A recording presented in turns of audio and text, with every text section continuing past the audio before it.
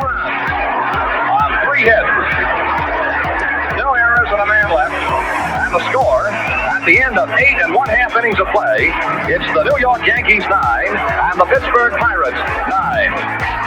And Ralph Terry, of course, on the mound will be facing Mazeroski. And to go over that play once again, it was a hard hit drive down the first baseline. The Nelson fielded on the first hop and tagged the bag at first. That eliminated Berry. He was out. And then Mantle could have been in a rundown, but it was not the case. He dove back safely to first base.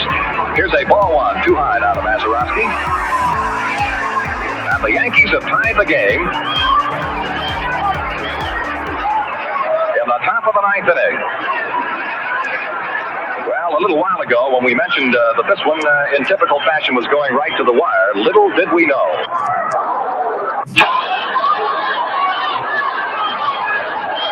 Mark Ditbar throws. Here's a swing and a high fly ball going deep left. If they do it. Back to the ball goes down. It is over the fence, home run. The Pirates win.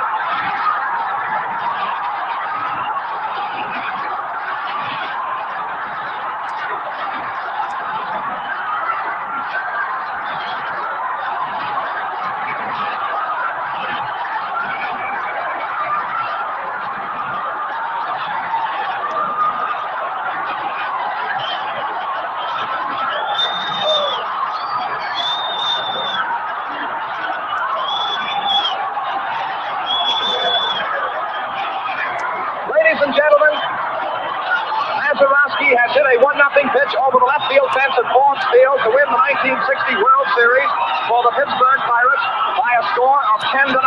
Once again, that final score, the Pittsburgh Pirates, the 1960 World Champions, defeat the New York Yankees, the Pirates 10 and the Yankees 9. This is Crafting the Call. What you just saw was the very first walk-off home run in baseball history to end a World Series. That's not the walk-off homer to end a World Series that we're going to be talking about on today's show. I'm Jesse Goldberg-Strassler. And I'm Josh Suchon. Good to see you, Jesse. I always love it when we can compare eras and what audio sounds like and what video sounds like and the different contrasts and styles. So that was Chuck Thompson. And today we're going to hear 4 different versions of a World Series that you and I remember. 1993, Phillies, Blue Jays, which ended at Skydome in Toronto. Briefly on that Mazeroski call by Chuck Thompson, there are 2 notable mistakes that whenever I hear, I feel good about myself. I go, oh, it's okay to make mistakes in the moment. People will forgive you. The moment still lives. And that's that Chuck Thompson got the pitcher wrong right as the pitch is coming in. He's calling Art Ditmar, and it's Ralph Terry on the mound. And then he gets the score wrong. He says that the Pirates win 10-0. He quickly corrects himself. But those moments of humanity, I don't know. There's something about that endears me to the legendary broadcaster of Baltimore. You know, there's something else that he did, and he got away with it. And when that clip first started, he's describing the previous inning about Berra in this play, and here comes the pitch. And all of a sudden, as a broadcaster, my heart starts to race because I'm thinking, if the first pitch of the inning is hit and it's a home run, he's not ready for it. But as it turns out, it is not swung at. The catcher goes out to the mound and he's okay. Because I have been caught by that, Jesse, so many times. Not so many times. A few times I've been caught. First pitch of an inning is hit for a home run. I'm still setting the stage. Maybe I'm doing some type of live read and I miss it. And I think that's an important lesson when you come back from a break. Yes, you want to make sure that everything is set. But in a moment, late in a game, batters love to swing at the first pitch of an inning. So be ready when there's a potential walk-off on the first pitch of an inning. I think of Aaron Boone. Walk-off home run, lifts the Yankees past the Red Sox, happened immediately against Tim Wakefield.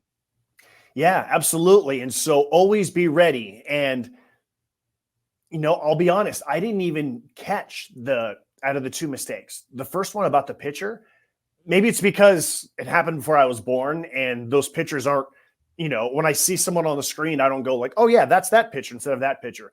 The score, I went, oh my goodness.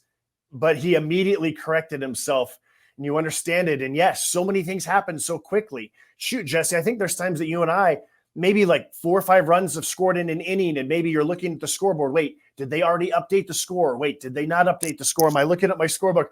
What's the score after a wild thing? But oh my goodness, my heart aches for Chuck, but I'm glad that he fixed it immediately.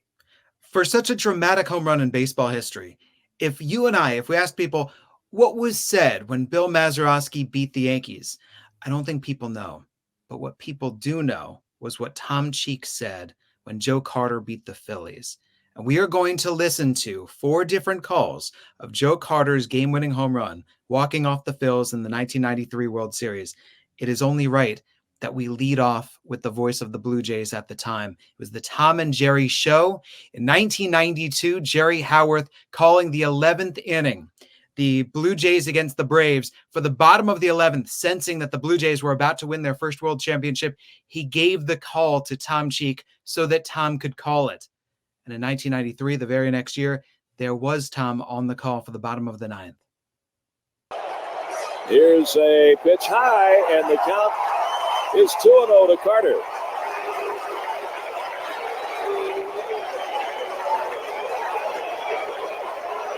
Alfredo Griffin waiting on deck. Carter waggles the bat. Mitch Williams looks down to Dalton. And now Williams will spin and look out towards second base. And the crowd will give him what for on that move.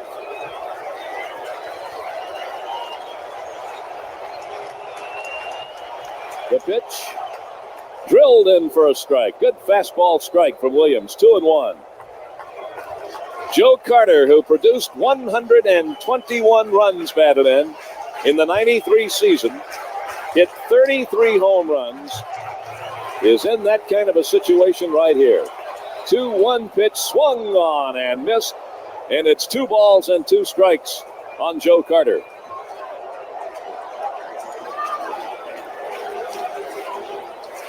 Joe has had his moments, trying to lay off that ball, low to the outside part of the plate, and he just went after one. 2 balls and 2 strikes on it. Here's the pitch on the way, a swing and a belt, left field, way back, Blue Jays win it! The Blue Jays are World Series champions as Joe Carter hits a 3-run home run in the 9th inning, and the Blue Jays have repeated as World Series champions. Touch them all, Joe. You'll never hit a bigger home run in your life.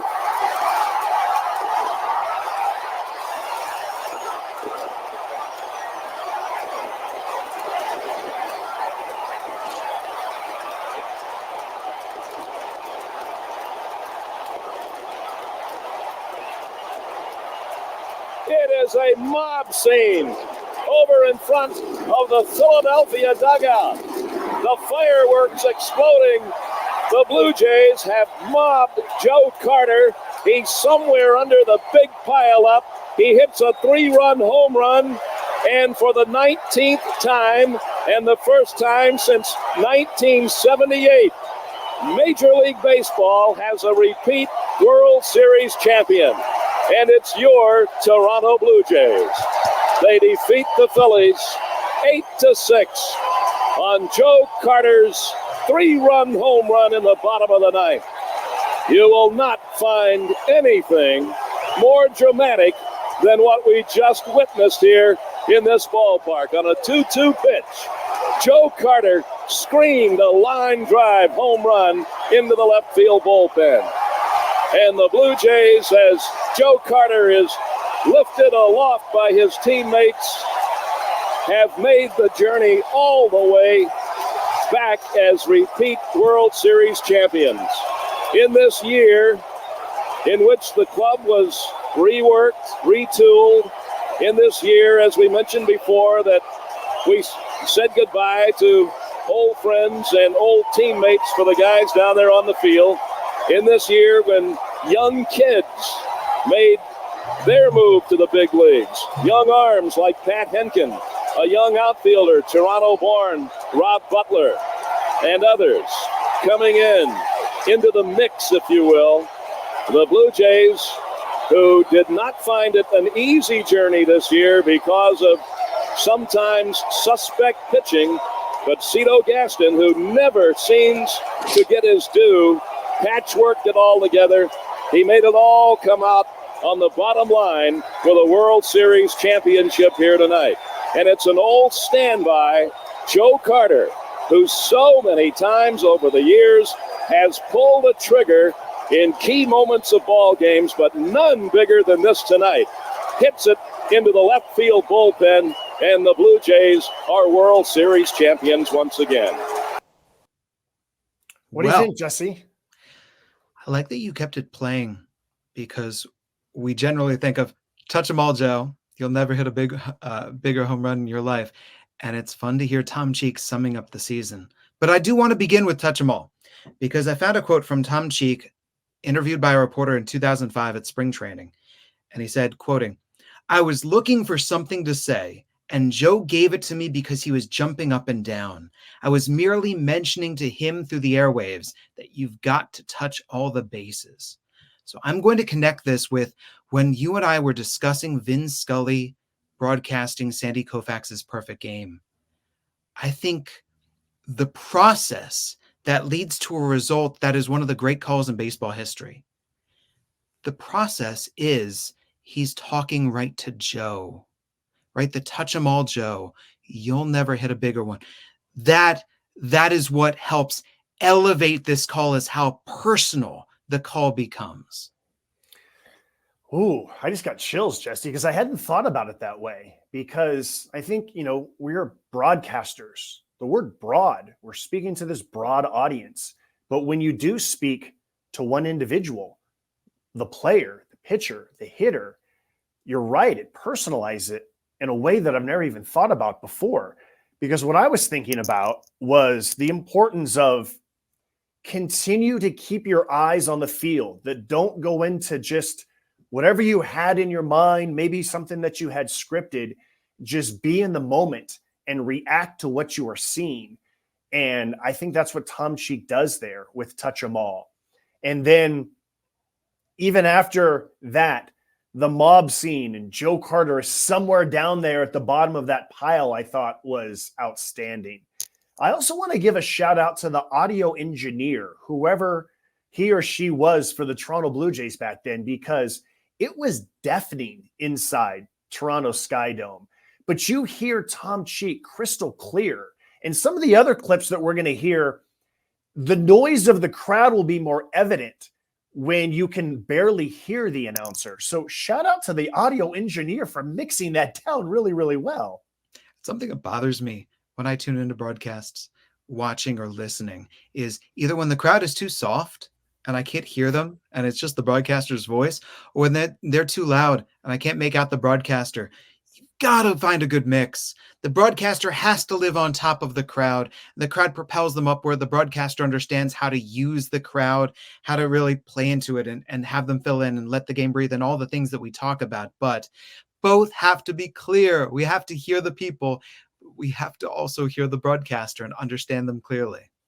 Going back to Tom Cheek's summation afterwards, even the way that he used the word your Toronto Blue Jays. And I think that goes to show this is what you can do as part of a local broadcast. This is what you should do as part of a local broadcast. I'm not a fan of someone being an over-the-top homer, but I am a big believer that you should play to your local audience. And when he uses the word your, when I heard that, I went, wow, I got to remember that in my broadcast, Jesse.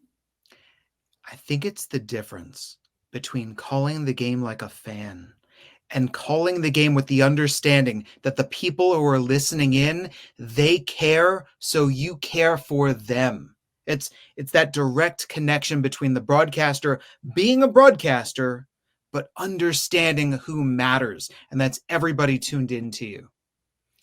Okay, so that's a great segue, because it's one thing when you can live in the moment for the fans about something fantastic that has happened.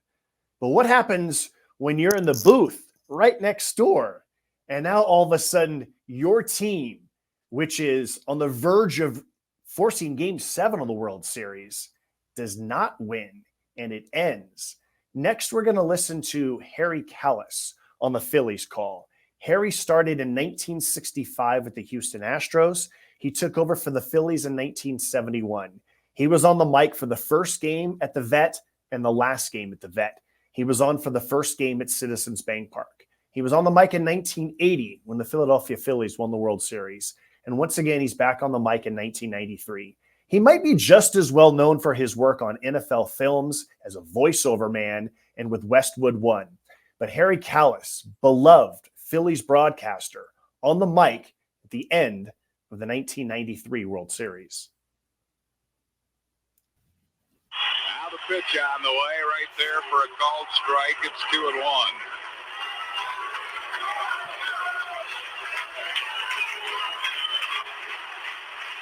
We just sign this thing off, Harry, and take pot luck. Here's the stretch. The 2-1 pitch. Chase the low slider. A swing and a miss. It's 2-2 to Carter. Big batter in this inning. Alfredo Griffin is on deck. John Olerud taken out for the pinch runner.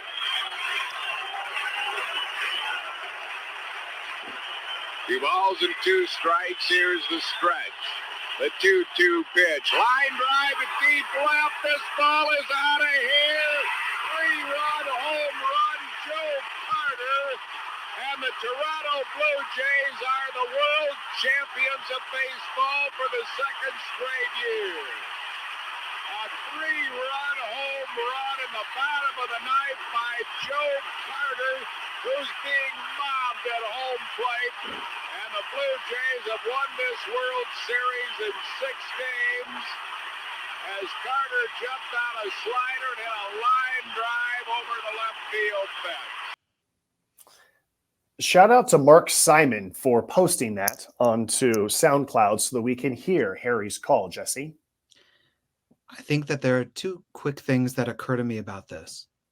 The first is the ability to broadcast with excitement, but without joy. So you're rising to the level of the moment. It's the World Series. It's a game-winning home run. But there's no joy to be taken from this. You are simply reporting, here's what happened, here's what I'm seeing, and we're going to go from there. We were just discussing about how not to be a homer and yet reflect your home audience. And this is, I think, how to be a broadcaster of the team that has lost, which is, here is what has occurred, and here is how we will broadcast this. What are your thoughts? I think it's a credit to Harry Kalas on this, similar to the credit to Bill King when we did the 4 different calls of the end of Game 1 of the 1988 World Series, Bill King on A's radio, for their ability to shine in the moment without taking joy. That's a really good way of looking at it, because it's really easy to just be completely disheartened, to be in this moment where you can't react as a fan, but you're right in that you can't be overjoyed. And I think that Harry just did a really good job of that. Even before the actual home run, we've heard both announcers mention that Alfredo Griffin is on deck. I love how Harry just quickly put in, he was a pinch runner for John Olerud, right? Because that was a big part of the strategy. Are you going to pitch to Joe Carter? Will you be careful? Because Alfredo Griffin, this light-hitting middle infielder, is on deck. So all of that becomes part of it. But Harry just has such an easy delivery. He is just so folksy and never rushed. And even at the biggest moment of the season, at the end of the season, once again, Jesse, he is never rushed. Well, I think you know that I have come to believe that the bigger the moment, the more exciting the moment, the more important it is to slow down, because you have to make sure that your audience understands what you're saying. I also think it's important to talk about letting the game breathe, because this is a philosophy. This isn't the one right answer. This is something that Vin Scully adhered to, but this is not something that every broadcaster adheres to. And I think I can argue that Tom Cheek, the home run is hit and he keeps talking. Harry Kalas, the home run is hit and he keeps talking. So this is the different philosophy of you broadcast what you see. The crowd is under you, but you don't stop talking.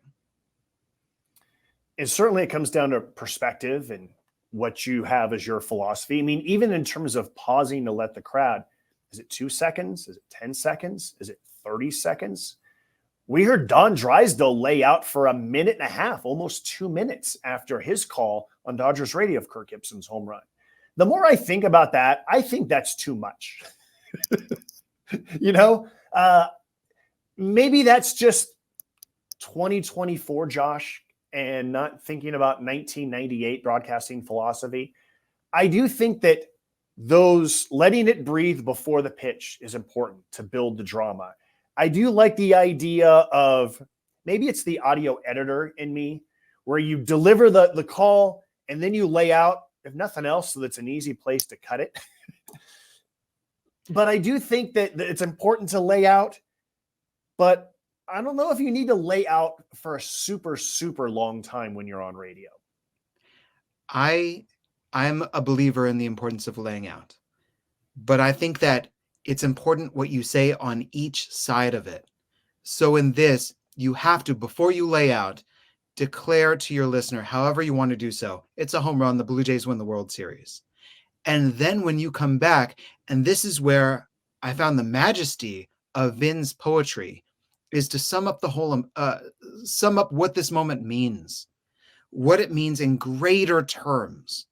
So that's where Tom Cheek starts telling the story of the season about the pitching that let them down and the team that got retooled and everything that brought them to this point, right? He's really taking you through it. This is now becoming the documentary of the 1993 Toronto Blue Jays. And that's where I really enjoy that you and I can get into this. This is what Crafting the Call is about, is how do these broadcasters craft their calls? Where do their brains turn? What do they prioritize? What is important to them? Both Harry and Tom use the word mob to describe the scene at home plate. Overall, I'm uncomfortable with the word mob. I've used it before. I try not to use it very often. It just is one of those words that just pops into my brain that I end up using whenever there's some type of celebration. I always try to think of different ways that I can describe a celebration at home other than to use the word celebration or to use the word mob. And usually, I mean, it's mostly accurate. Overall, I just think that both of them just really captured the moment in a really good way. I would be curious to hear, that's all that we had for Harry. We couldn't let it play any longer. I would be curious to see how long he did pause, what things he comes back to, whether he just immediately takes it to commercial break. Going back to Don Drysdale, after his really long pause and he says a few more words, another really long pause, he sends it to commercial break. In the case of Tom Cheek, yeah, they just kind of went into the postgame show. Well, this is where it's so good to contrast broadcasters against each other and say, you're confronted with the same thing. How do you describe it? And that's what this One Swing, Four Calls is about. We were talking about Vin Scully. Wouldn't it be fun if Vin Scully was also there to call this moment and see how he would have described it? I will say this, though, that having listened to those last two calls, I know that for me, when the game does end on a walk-off, I want to make sure that I capture the moment, yes, lay out, describe the celebration, maybe do some type of recap. But in the back of my mind, I'm still thinking, I need to eventually get this to a commercial break. And especially if if we're at home, which of course it's going to be a walk-off if we're at home, then the MILB TV feed is going to at some point say, okay, we're going to end this broadcast too. And maybe they're taking their cue from me. We're going to keep going as long as Josh keeps talking. And maybe I'm taking my cue from them. I'm going to keep talking as long as they keep showing these good images. But in the back of my mind, I'm continuing to think, I need to send this to a commercial break. But just now, Jesse, I'm sitting here thinking, why? Why am I in a hurry to send this to a commercial break? This fantastic thing just happened. Well, hold on. How many championships have you called? 0. Okay. So how about this? I've had 0 trips to the playoffs, let alone 0 championships. When you're in the moment, I've been fortunate enough to call 3 championship teams. When you're in the moment, there is no commercial break. There's none. Because you know what? You've won the championship. And now you're going to sit there and you're going to enjoy every bit of it. And if you're on the radio, you're going to bring everything you see to everyone who cares, who is locked in, enjoying every single second of it, wherever they are. You're going to give those snapshots. What's happening at the first base side dugout? Who's popping champagne bottles toward the fans over on the third base side? And then everyone coming together. The championship trophy getting lifted, or the banner, the pennant, whatever you see, however it's happening, you are in no rush to send it to that break, because you are celebrating the championship with the players. And this, as a broadcaster of a championship winning team, this is how you partake in that celebration, is you bring it right into folks' living room. I just wrote down no commercials. I'm going to go tell the decision makers with the isotopes. They'll get there. They'll get there. But first, not yet. All right, let's get to a broadcaster who people might have heard of. Do we need to give the background of Vin Scully, Jesse? Oh, wait, you mean that Vin Scully was there too? Of course Vin Scully was there. Vin Scully was at every huge moment, even if the Dodgers were not involved. Let's see how Vin described this. This crowd has hollered itself weak. Henderson at second, Molitor at first, 1 out of the ninth, 6-5 Philadelphia. Stottlemyre and Castillo throwing in case of extra innings. Fastball is hit to left field, down the line, in the corner, home run!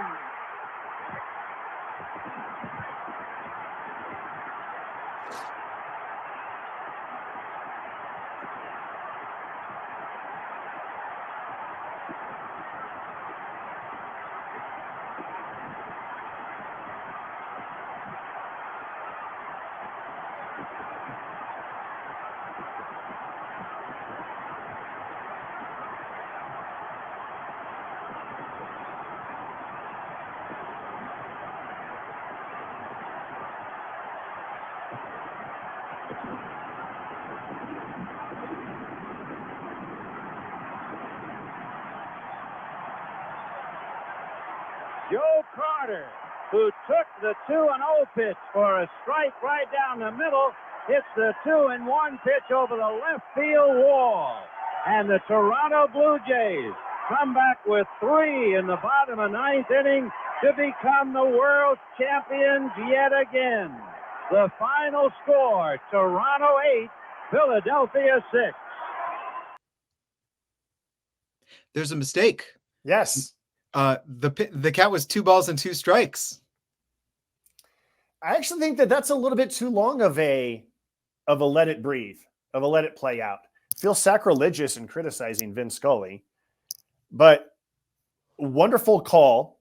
Hollered itself weak. Oh my goodness, Jesse. Like, who else thinks of the phrase hollered itself weak to describe a crowd other than Vin Scully? I like that he was mentioning who was in the bullpen. He almost got caught. He wasn't quite ready for the pitch. Masterfully, he recovers immediately. And he goes about a whole minute. Now, remember, this is Vin Scully on the national call, the CBS radio. So this is, if I'm listening in Albuquerque, if Jesse is listening in Lansing, this is what you're listening to. And it was a really, really long let it breathe. But to your point, Jesse, earlier about once he does come back, he sums it up the way that Vin Scully can sum it up. Yeah, I was wondering, okay, I know Vin, I know his tendencies. What is he going to do here? Okay, how does he send it into that let it breathe? Home run. We know what happened. And then into the let it breathe. And now I'm going, okay, what's he going to come back with? What does he think is the most important thing here? We've got the Blue Jays scoring 3 in the bottom of the 9th. There's the quick encapsulation of what has occurred. The Blue Jays repeating his championships, repeating his champions. And there's the poetry. And I'm going to go back to audio engineers. Because Yes. especially in that last call, you can really hear how loud it is. And so the Blue Jays engineer, that's home ballpark, had it down right. With Harry got a little bit, you couldn't hear him quite as much, right? Because of the crowd. Just speak over it. Yeah. Yes. Yeah. And then with Vin, once again, you really heard just how loud it was and how the audio engineering was a little bit off there. So again, I go back to crediting the Blue Jays audio engineer. But you're right. 3 different ways of describing this. All 3 of those were radio calls. And I think that's an important note. And then whenever you're ready, Jesse, we can get to the TV call. Well, I think the important note that there are radio calls is the words matter. So the words that they're using have to be precise. We have to understand. And so each of them describing what I would compare this to Mark McGwire's record-setting home run. It's a line drive into the corner. And so you don't know that it's gone until it's actually gone. You can't wind up for it. You just have to describe that drive, and then suddenly it disappears. And so I really enjoy, each of these three tracing it back, and then it's gone, and the World Series is over, the baseball season is done, and the Blue Jays are crowned. But I do think that it is important when you have the picture to complement your call, to work off of how you change what you say. And so for that, let's go to the national TV call. There hasn't been a dull moment yet when those two have been in the ball game. Concern about Williams lately from the Phillies standpoint has been his velocity. It has been down in his last couple of outings. Top of the order, Ricky Henderson, Devon White, and Paul Molitor. The Blue Jays need a run before 6 innings. 2 runs, and they're the world champion.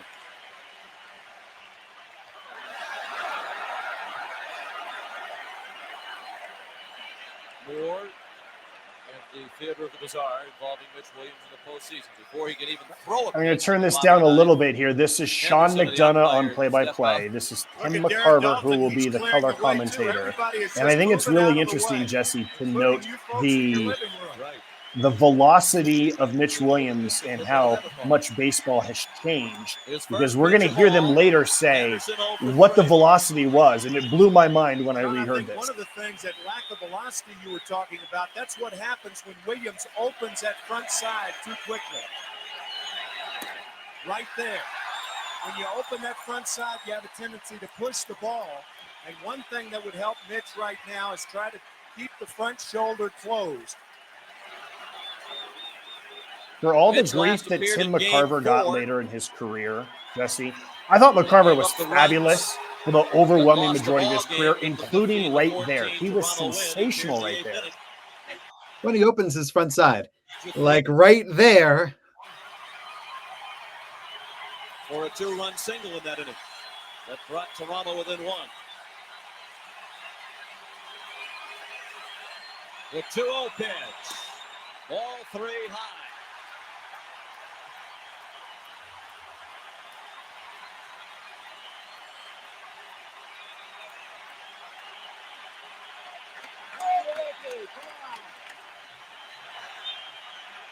Ball 4. Williams walks Henderson on 4 pitches to open the 9th.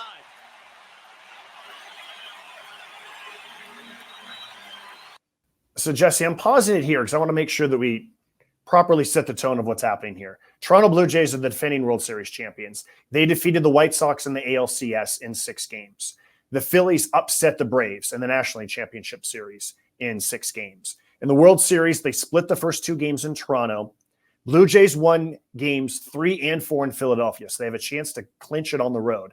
There was this wild 15-14 slugfest that the Blue Jays won to get on the doorstep of clinching back-to-back World Series titles.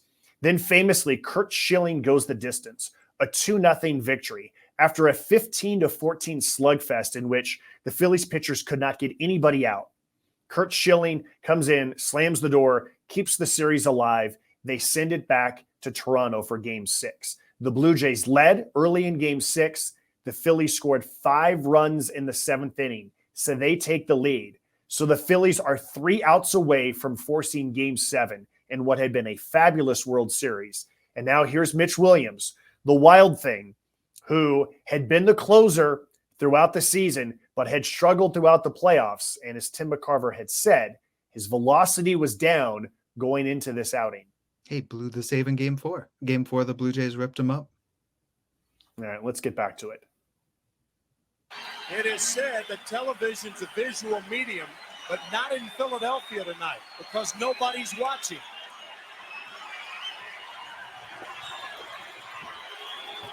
Such a good line. That's a fabulous line.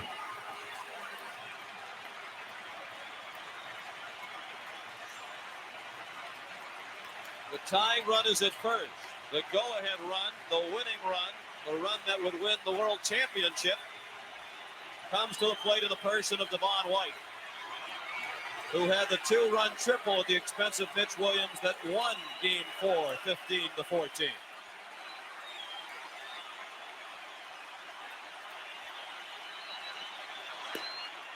That's the first strike thrown by Williams. Any thoughts of a bunt by Cito Gaston in this instance? Yeah, I think so. I think that's a possibility. Batiste even with the bag at third. White sacrificed 3 times this year. Of course, you have Henderson, the all-time stolen base king, at first base. Ricky's only stolen 1 in this World Series. He's been thrown out once. Thing to watch if you're going to steal against Mitch Williams is whether the right foot passes the left leg. Once he does that, it's committed to go home. That's that Terry Mulholland step-off move that Williams will use. But once he picks his leg up and commits going home, what the runner watches for is whether the right foot passes the left leg. Slide step to combat it. McCarver's so good. So good. Appreciation for Tim McCarver. How about the camera shots for the each of those 2 pickoffs over to first base? Shout out to the CBS director for these angles. 6-5 Philadelphia in the bottom of the 9th. Up and away, 2-1 the count. See, now Ricky Henderson has taken Williams out of his game. I mean, he's not a pitcher that can use the slide step. So he's been high. He has been high with the fastball because of this move toward home. See, that's very unusual and unorthodox for Mitch Williams. That is the move where he picks the leg up, but once he does that, Henderson may run.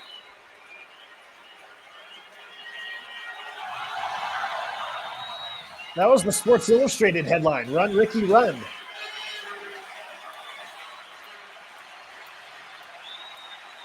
To the plate comes Williams. Foul ball by White. 2-2 the count. Paul Molitor is on deck. You're just joining us. The Blue Jays jumped off to a 3-0 lead in the first inning. They led 4-1 after 4, and then the Phillies scored 5 times in the 7th. I'm going to pause it real quickly here, Jesse, because take a look at the screen. There's no score box back in 1993.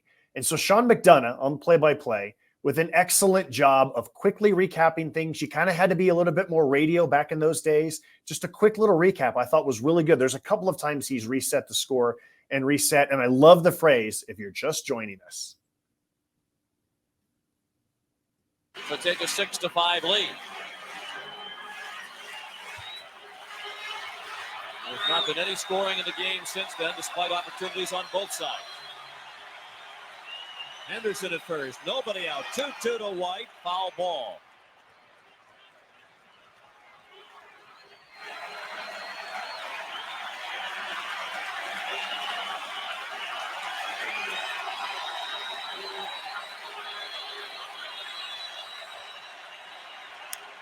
Hold sharply foul.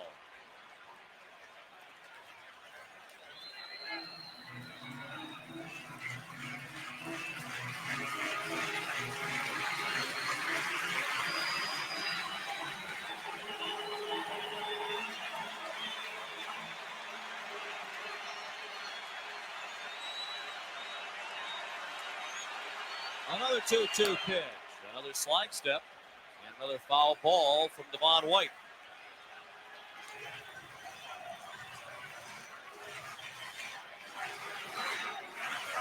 Got Kim Batiste on the line at third. If White hits the ball into the position, a double play gets him out of trouble. It's 2 out, nobody on.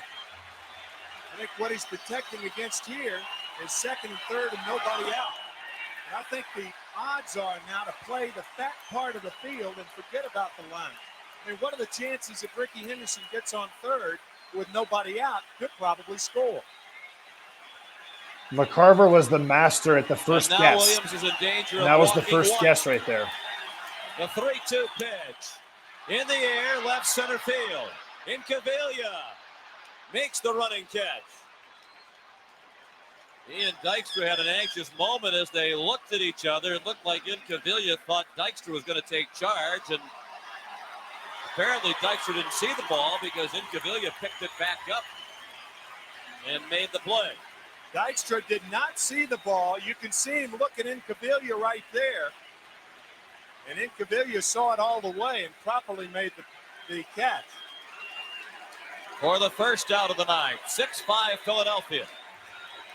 Paul Molitor, 2 for 4 tonight. An RBI triple and a run scored in the first, a solo home run in the fifth. Ricky Henderson at first with 1 out.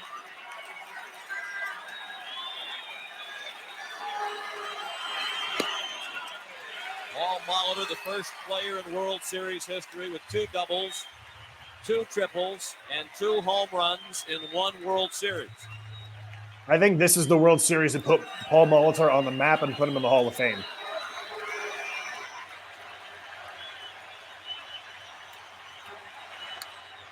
Fouled away, 1 ball and 1 strike. The 2 pitches to Molitor, both clocked at 91 miles per hour. Apparently the velocity has returned to Mitch Williams, who was clocked in the mid-80s in his last appearance in Game 4. Okay, I have to pause it there, Jesse, because this blows my mind. This blows my mind. His velocity was in the mid-80s in Game 4, and now his velocity is back at 91. This is a closer. Like, nowadays, you don't reach the major leagues with that kind of velocity. There were pitchers in the 80s, like Doc Gooden and Roger Clemens, were being clocked a lot hotter than that.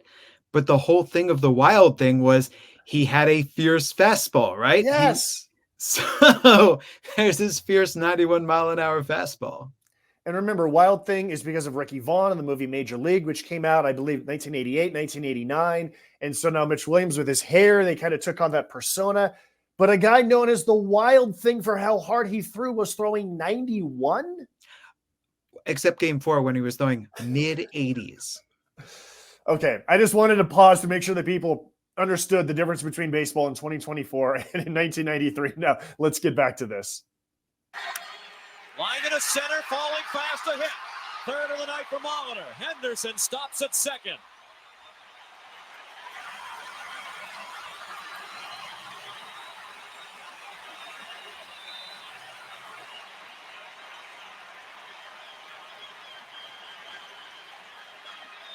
Paul Molitor has been a hitting machine in this series. His 12th hit. He is now 12 for 23 in the series, and Ricky Henderson has to stop at second because the ball was hit so hard. And he had to make sure it would sink fast enough to fall in front of Dykstra. So the tying run is at second. The run that would win the World Series is at first, and Joe Carter is the batter. He's 0 for 3 tonight, 0 for 4 lifetime against Williams. Joe drove in a run in the first with a sacrifice fly tonight. I'm sure Ricky Henderson at second base is thinking about Game 2, 8th inning, with the Blue Jays trailing by 2. Mitch Williams with that trick move and nailing Alomar at third. Morandini playing very close to the bag, trying to keep Henderson close to second. Williams has fallen behind Carter 2-0.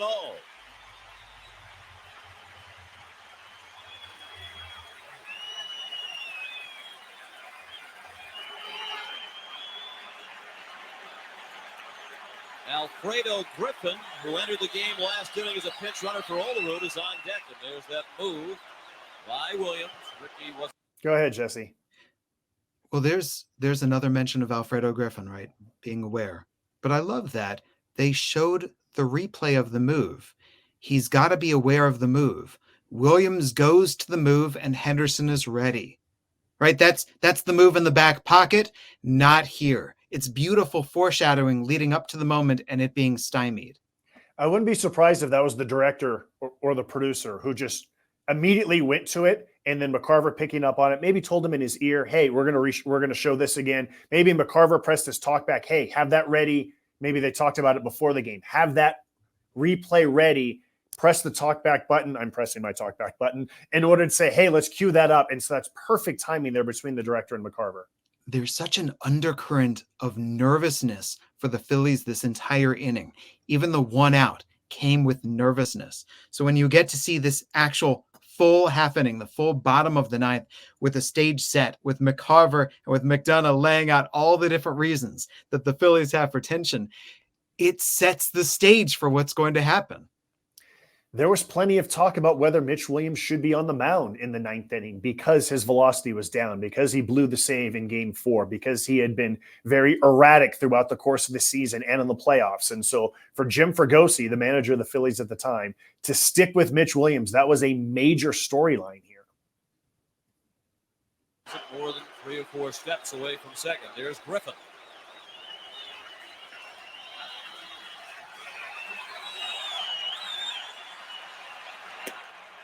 And there's a strike. 2-1 on Carter.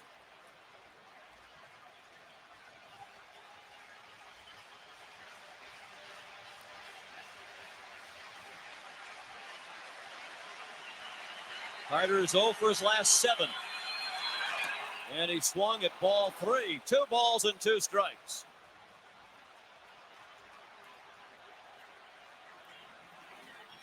That was a flat-footed strike at Joe Carter, a flat-footed swing that he took at that slider from Mitch Williams. Probably should throw another slider, right? He just shook him off. Now the 2-2. Well hit down the left field line. Way back and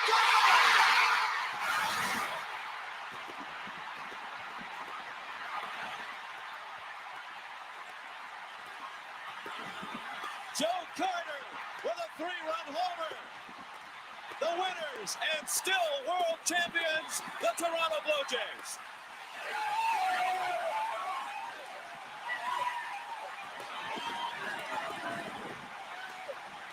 Quick pause.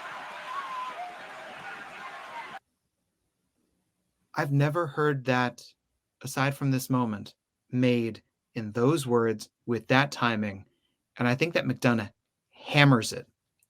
Okay, it's gone. So it's going back into the corner. We don't know what's going to happen. It disappears. What do you immediately say? He hits it.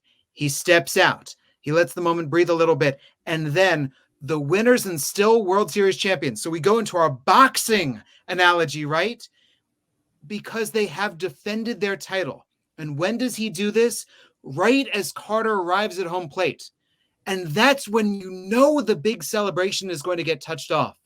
So there really is that wonderful moment for the broadcaster to slip something in right there. It's the homer is gone, let it breathe, talk again around third base, get it in, something big like that, which is really beautiful that they've defended their title. And then you step back out again to allow for the wildness of this joy. I think that that's perfect by Sean McDonough.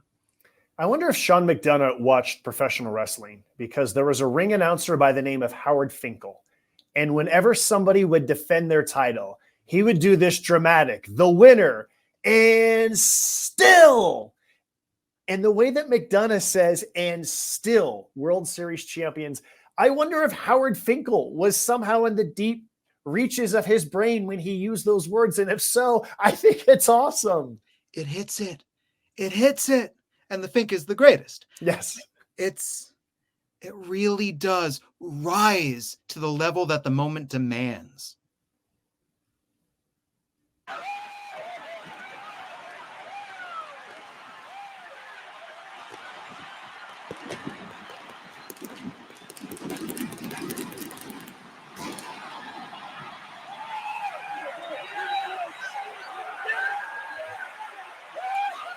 A quick word about Curt Schilling, because we've seen the zoom in on him, and they're showing him for a couple of reasons. Number one, because he pitched Game 5 and pitched the shutout.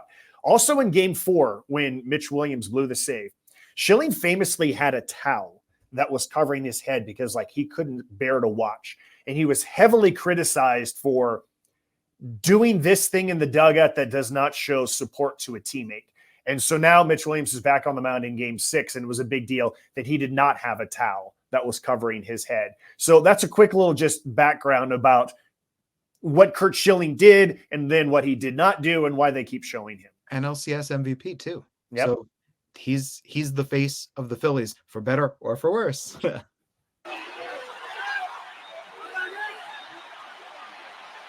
Is Joe Carter okay, by the way? We have not seen Joe in a minute now. Get in there, cameraman. Is Joe Carter still alive? We have a different story that needs to be reported. Okay. All right. He's smiling. He's alive.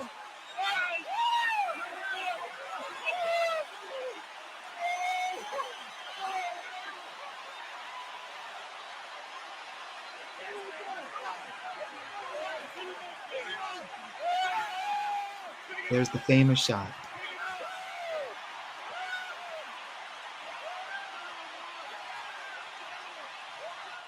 Paul Molitor, a world champion for the first time, and Cito Gaston said, in particular, he wanted the Blue Jays to repeat to win it for Paul Molitor. It's only the second time ever that a World Series has ended on a home run. The other, the memorable home run by Bill Mazeroski of the Pirates in 1960.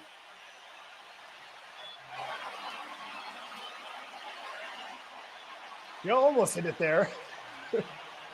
Little low. Carter didn't quite hit it all the way to that side, but it had enough to clear the fence and left. His second home run of the World Series to give Toronto the 8-6 win.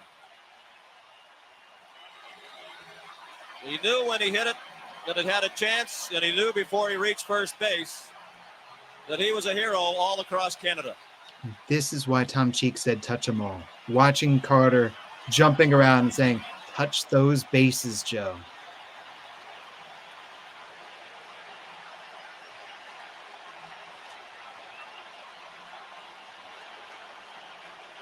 Get the fan off the field.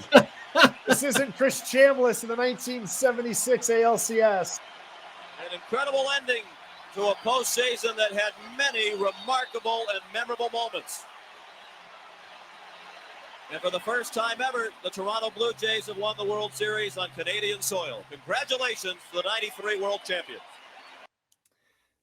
Even that last part about winning it on Canadian soil, that was a big deal for Canada that it was won on Canadian soil. And a little shout out to Tim McCarver. You know how easy it is for an analyst to feel like I immediately need to jump in and say something? Tim McCarver, no ego at all. He just lays out the whole time, lets the crowd do it, lets McDonough shine. He knows that he'll have his time to talk later. Shout out to McCarver, too, for not feeling like he was the anti-Howard Cosell. We had the clip a couple of weeks ago where Cosell just jumps in. Give me that microphone. McCarver does not do that. That became chief criticism of McCarver working with Joe Buck later in his broadcasting career, was that he talked too much and that what he said, he did not have anything of substance to add. So I think it's good to see him with his fastball here. All right, let's wrap things up here, Jesse. So we've heard 4 different calls. We heard Tom Cheek, Harry Kalas, Vin Scully, Sean McDonough. Give me your overall thoughts about the 4 different versions that we heard of this fabulous way to end the 1993 World Series. I love that Sean McDonough brought us full circle, because not just in touching on this is the first time that the Blue Jays have won on Canadian soil. He brought it back to Bill Mazeroski, and he said, just the second time that a World Series has ever been ended on a home run. I think that TV call is excellent on all accounts. As we mentioned, play-by-play, color, and I'm so glad that you give credit to everybody else, the sound, the camera, the director. With regard to the 3 radio calls, I think that there's a reason that Tom Cheek's call has stood the test of time, and that broadcasters baseball over, let alone the Toronto Blue Jays fan base. You check in with play-by-play broadcasters 30 years after the fact, there was still Brian Anderson lauding Tom Cheek's call on national television, that he directly spoke to Joe in that moment, that call deserves to be as legendary as it is. And I would say uplifts it over 2 great icons of broadcasting, and Harry Kalas and Vin Scully. We never go back and we say, how was Vin's call of Joe Carter's home run? This is a moment that Tom Cheek stands on that stage right alongside the team that he called 4,300 consecutive games for, 4,306 consecutive regular season games. It's a magnificent call. And I'm glad to have watched that with the TV call and with Vin and Harry. How about you? My biggest takeaway is actually just what I learned from this episode. Just the idea of it's okay to speak to one person, whether that one person is someone who's sitting next to you in the booth, whether that one person is on the pitcher's mound, or whether that one person is going around the bases. And when you can personalize something to one person, how that can resonate with the larger audience. That I love that we're doing this, Jesse, because of the things that I learn from you, from listening to the others. That's actually my biggest takeaway, is how you can personalize a broadcast by speaking to one person. Wow, this was fun. We did Kirk Gibson, 1 swing, 4 calls. Now Joe Carter joins that. 1 swing, 4 calls, 1 episode, 2 broadcasters. For Josh Suchon, I'm Jesse Goldberg-Strassler, and this has been Crafting the Call.